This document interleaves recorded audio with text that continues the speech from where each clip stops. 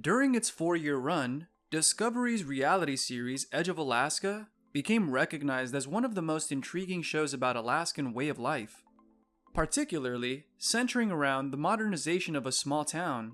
While the show had a high viewership and a dedicated fan base, it was ended by the network seemingly abruptly in 2017. As the tensions among the main star Neil Darish, McCarthy residents, and the showrunners grew behind the scenes. There may be more to Edge of Alaska ending than meets the eye.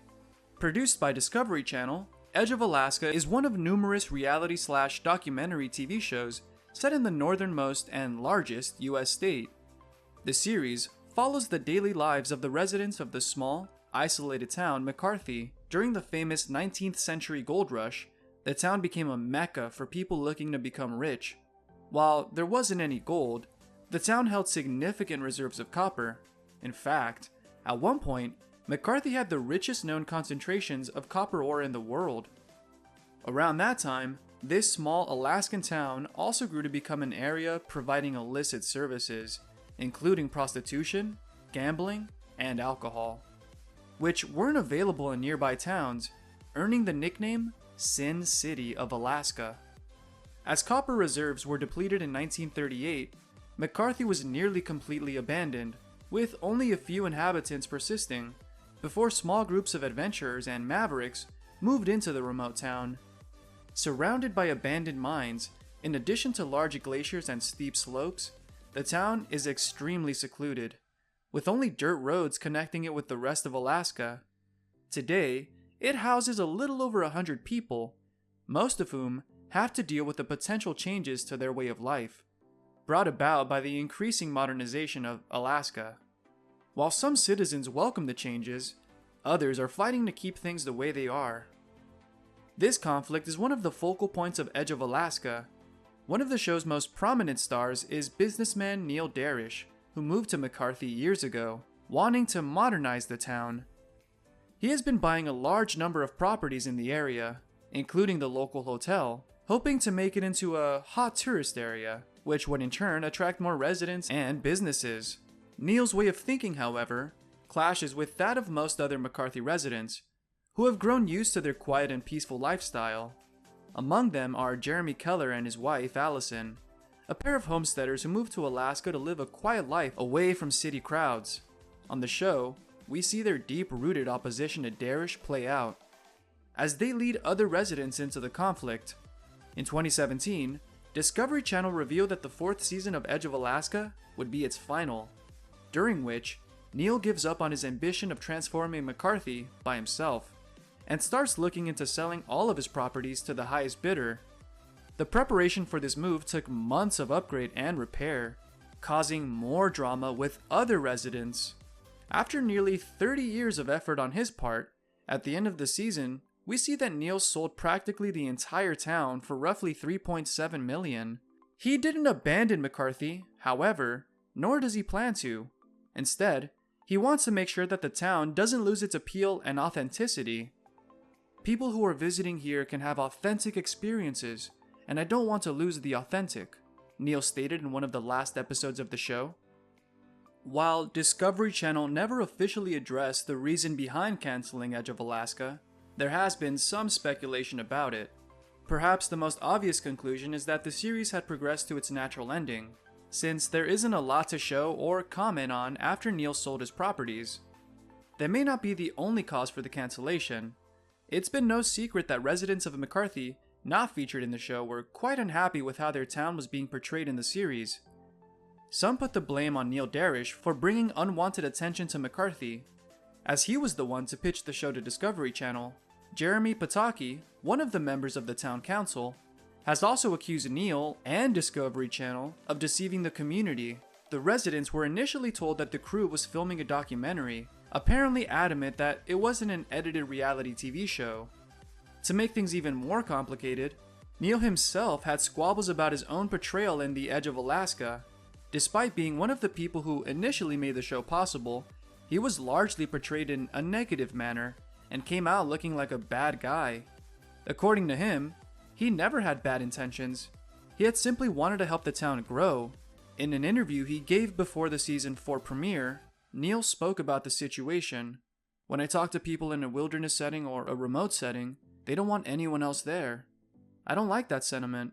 I don't agree with that sentiment. And there were probably a number of people that come in for the summer, and their heart is there, and they're way more upset than the people you see on the show that live there year round, because they realize that it's a logistic struggle to get supplies and all that, and it's a resource struggle. How do we make it all happen? And they recognize that tourism is a part of what this place needs in order to sustain itself. Unfortunately, as with most reality TV shows, there is only so much that is real about Edge of Alaska. Although it features real people and their stories, the majority of the scenes are scripted and rehearsed. In his interview with Al Jazeera, Neil revealed that he had expected that the series would be scripted from the get-go, and accepted the fate of having to play a character of an unlikable business owner. The show is somewhat scripted, but that doesn't matter. It captures the ethos of the town of McCarthy, he said. It has since been discovered that the show's producer also misled the viewers about Jenny Rosenbaum's past. According to her bio posted on the Discovery Channel website, she's a solitary individual who moved to Alaska right out of high school. This isn't totally untrue, but certainly an embellishment. A quick glance through Jenny's social media reveals that she's been married, and it appears is currently in a relationship. She also hadn't moved to Alaska when 18 years old, and has actually been enrolled at the University of Texas Austin for a few years.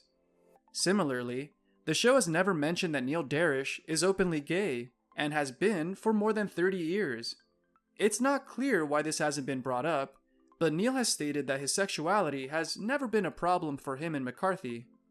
On the other hand, according to the town's residents, it appears that the show also tends to exaggerate certain aspects of life in McCarthy. I currently live in McCarthy, Alaska, where they film Edge of Alaska. They make the winters here seem much worse than they actually are, and they just make it seem like life in general here is a struggle. I mean, we are off the grid, but I don't fight off bears on my way to work as they would have you believe. It's also far from reality, one Reddit user wrote in a post. Another resident who spoke with Anchorage Daily News found the branding of the series to be a tad ridiculous, as Discovery Channel labeled McCarthy as a place where young men go to prove themselves and old outlaws go to die. The way things work, given we don't have a lot of law enforcement, is there's a really strong code of being neighborly and respecting each other's property. It's a lot of people who are maybe even more law-abiding than people in a city, because they're able to maintain their lives without that kind of external enforcement, they said. After the show ended in 2018, the cast returned to living as usual, outside media attention. Neil Darish seems to be living in McCarthy and is co-running Mo Johnson's hotel. His rival, Jeremy Keller, is living a peaceful life in his home 12 miles away from McCarthy, with his wife and their 2 children. Since the show concluded, he's committed more of his time to mushing, and in March 2020, he and his son Bjorn participated in the annual Iditarod Trail Dog Sled Race, considered one of the most important sporting events in the state of Alaska. Jenny Rosenbaum is also living a family life in the Alaskan wilderness, alongside her boyfriend Caleb and their son Jasper. Furthermore, she's been working as a women's health advocate, updating fans on her campaigns via social media. Another prominent member, Mark Wacht, is still running a small cabin rental business. In 2018, he married his long-term girlfriend, LaVivy Lantry, who helps him run his business. In 2015, Tim Miskell suffered a heart attack, which forced him to withdraw from the show. Fortunately, Tim is fully recovered following heart surgery and has returned to McCarthy. Another cast member who endured a devastating event during the filming of Edge of Alaska is a bush pilot, Jason Lobo. In October 2017, Jason's house burned down at night while he was sleeping. He managed to escape, but his dog was sadly lost in the flames, along with nearly all of Jason's material possessions. To help him, one of his friends set up a GoFundMe campaign, which has assisted Jason to get back on his own 2 feet and rebuild his house. While Edge of Alaska concluded 4 years ago, there are plenty of similar shows which are still running. This shouldn't come as a surprise, as since the early 2000s, Alaska has been a popular location for filming reality TV shows, due to tax breaks offered by the state of Alaska, combined with a general interest among the general public in the off-grid lifestyle. One of the first such series was Discovery's Deadliest Catch, which premiered in 2005, following Alaskan crab fishermen who often faced life-threatening situations while out on the sea. It's one of the rare reality series which have earned consistent critical acclaim, and in 2014, won a Primetime Emmy. Deadliest Catch has also spawned 2 spin-off shows entitled Dungeon Cove and Bloodline. Another long-running series set in Alaska is Alaskan Bush People, which follows the Brown family, who sometimes live in the deep wilderness, detached from modern civilization. Aside from the survival aspect, the series also focuses on the dynamic between members of the family of 9, sometimes to its own detriment.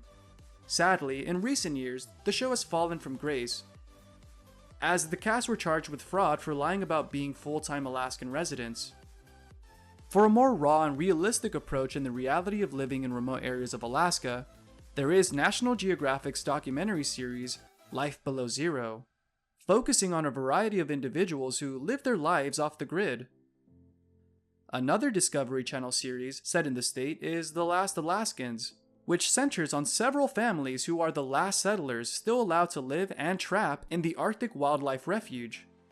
Unlike the other shows mentioned, this series also deals with themes of preservation, as these families are the only ones keeping the historical practice of fur trapping in Alaska alive. Thank you for spending some time with us. Make sure to like and subscribe so you never miss another video. We also handpick these videos, which we recommend you watch next. You can talk to us on all social medias or ask a question in the comments below. Thank you for being with us, and we'll see you back tomorrow.